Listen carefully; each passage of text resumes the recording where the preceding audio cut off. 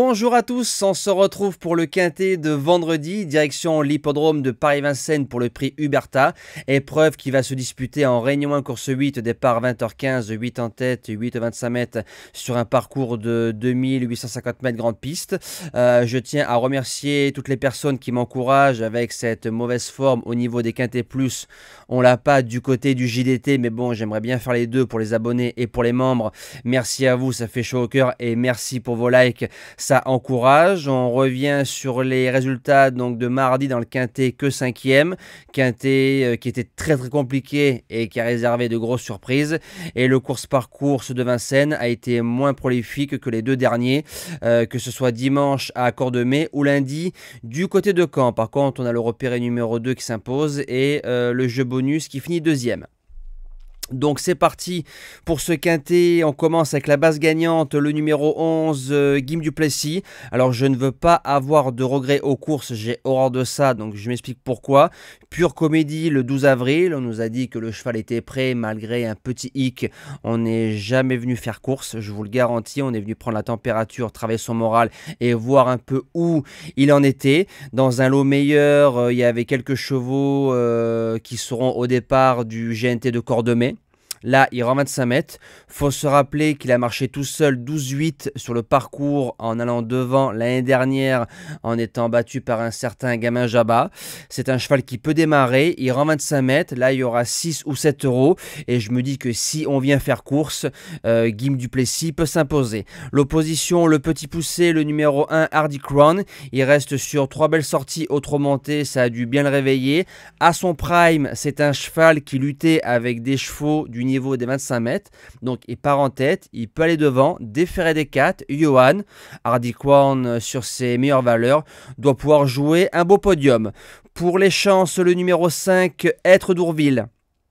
Alors je vous avais dit dans le quintet du 22 mars, s'il arrivait à prendre le dos de Fissimer qui allait devant, il pourrait jouer une petite place. Il a fait mieux, il a gagné à 37 euros.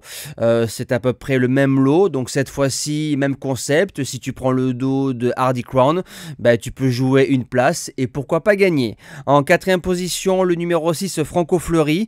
Une sortie sur le parcours deuxième d'un certain Fogo Pico qui était lui aussi à son prime à ce moment-là. C'est un bon cheval de province qui répète ses courses, qui est dur, qui est courageux. Alors je pense que quand les joueurs vont voir le driver, ils vont le rayer, mais comme ça part en tête et que le cheval a toujours envie, je me dis que c'est sûrement une course visée en sous-marin. Je garde dans mes 5 premiers.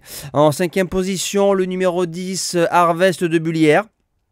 Il retrouve gentiment un bon petit niveau. Faut se rappeler que c'est un cheval, à l'époque, il faisait l'arrivée de groupe 1 et groupe 2. Donc quand on prend la génération des H, Hookerberry, Onek, Hussard du Landré, c'est des vainqueurs de groupe 1. Donc c'est tout sauf des feignants. C'est une belle génération, les H. Je pense qu'il a dû prendre dur à ce moment-là et peut-être un peu malade. Et comme c'est un cheval qui aime bien venir sur les autres et que ça risque de rouler, avec Benjamin Rochard, je dis oui. En 6e position, le numéro 2, Gogo des Malboro. Sur les parcours de tenue à Vincennes 2007-2008, c'est 2 sur 3. Il a marché 12,5 au 25 mètres dans un lot moins fort. Tu marches 12,5 vendredi, tu prends un beau chèque. En 7e position, le numéro 4, Gagneur. Alors tout dépendra des ambitions du driver, entraîneur et propriétaire. Le 28 février, 5e des Quintet Plus, on est venu travailler son moral. Qu'on me dit pas qu'on est venu faire course, c'est pas vrai. Je vous crois pas parce que derrière, au 25 mètres à Chartres-Ferré, tu fais 3e à 40 euros. Donc malgré qu'il reste ferré, je me dis que gagneur en faisant quand même course, il peut jouer une place de 4e ou 5e.